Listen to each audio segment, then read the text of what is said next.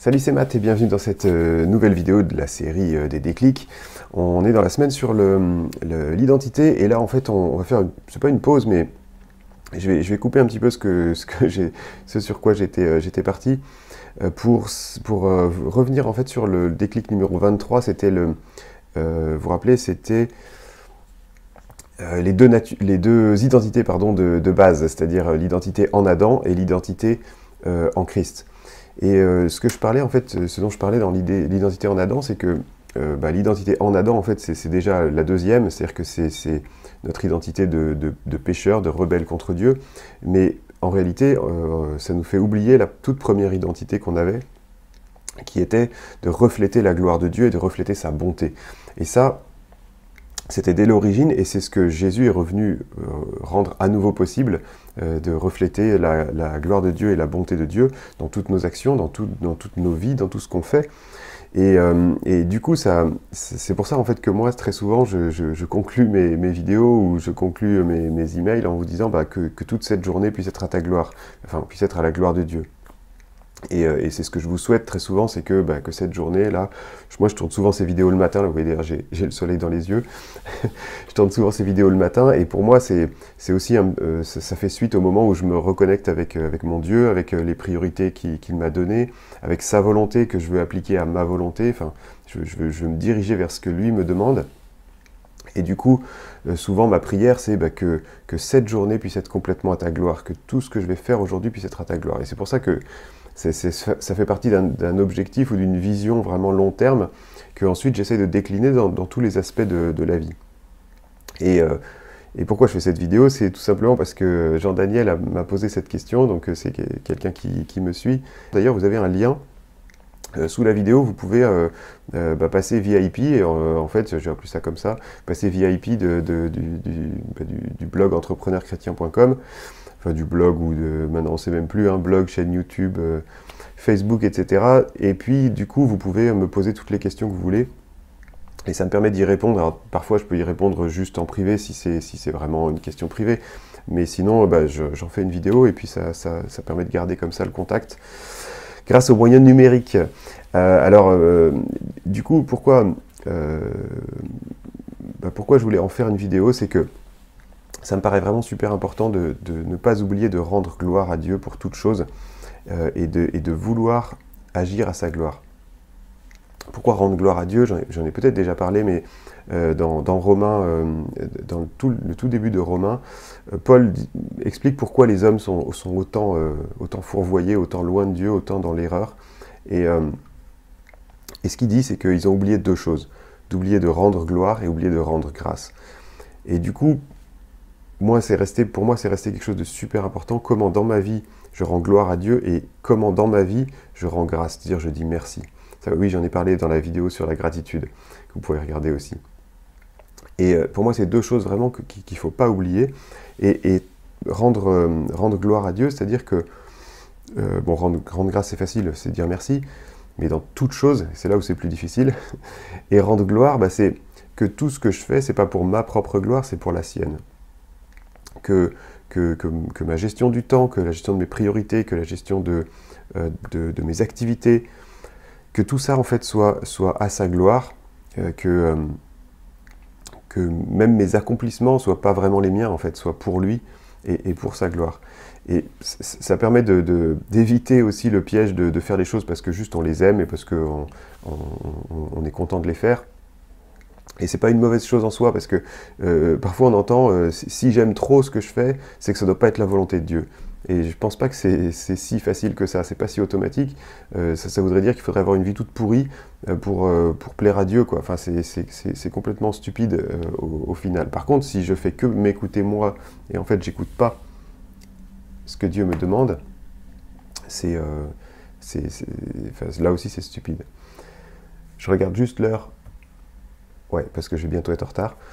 J'ai un avion à prendre quand même. Oui, on est encore en Allemagne, là. Je suis encore en Allemagne en visite chez les fournisseurs. Et là, aujourd'hui, c'est mon dernier jour, donc je repars. Alors, je vous disais, comment rendre gloire à Dieu dans mes journées? Il y a évidemment ma gestion du temps, toutes mes activités de la journée. Il y a aussi mes relations, toutes mes relations de la journée. Donc, ça veut dire ma famille, bien sûr, les premiers qui vont me voir quand je me réveille. Ça veut dire aussi mes collègues de boulot, ça veut dire mes amis, ça veut dire mais n'importe qui, ça veut dire la personne que je vais rencontrer à l'accueil en bas à l'hôtel, ça veut dire la caissière, si je vais faire des courses, les gens que je croise. Il y a aussi des gens plus difficiles que ça, parce que être sympa avec une caissière, on se dit ouais c'est cool. Mais il y a aussi par exemple, si je dois les conduire, quelles sont mes réactions par rapport aux autres, au chauffard par exemple, au mec qui ne me laisse pas la priorité. Quelle est ma réaction avec le motard qui coupe au milieu des fils et qui m'énerve. Tout ça, ça peut être switché en se disant comment je reflète la gloire de Dieu dans cette action-là, comment mon comportement est à sa gloire. Parce que si je dis que je suis disciple de Jésus, si je dis que je suis croyant et que je veux lui obéir, et qu'on me voit faire n'importe quoi, qu'on me voit dire du mal des autres, qu'on me voit me mettre en colère pour rien, qu'on me voit avoir des comportements agressifs, mon comportement n'est pas à la gloire de Dieu. Il y a des choses plus subtiles aussi. Alors, il y a des choses très concrètes comme ça au niveau de la journée. Pourquoi je vous parle de la journée là aussi, parce que je vous ai parlé de la journée idéale. Et pour moi, la vie en miniature, c'est une journée. Donc si j'arrive à refléter la gloire de Dieu au niveau de chacune de mes journées, j'arriverai à le faire au niveau de toute ma vie.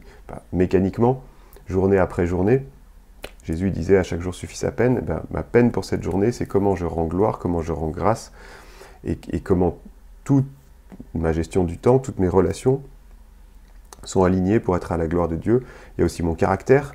Comment dans mon caractère, je me laisse transformer aujourd'hui pour être à la gloire de Dieu, pour avoir un caractère à la gloire de Dieu. Les fruits de l'esprit, la douceur, la patience, l'amour et les autres. Il y a comment je transforme mes pensées profondes aujourd'hui, parce que c'est pas le tout de se rendre compte qu'on est énervé par quelqu'un, des fois même par son conjoint, ou par un collègue, ou par un patron, ou par un employé. Et si vous vous rendez compte qu'il y a un truc au niveau relationnel qui passe pas, quelles sont vos pensées profondes? Quelles sont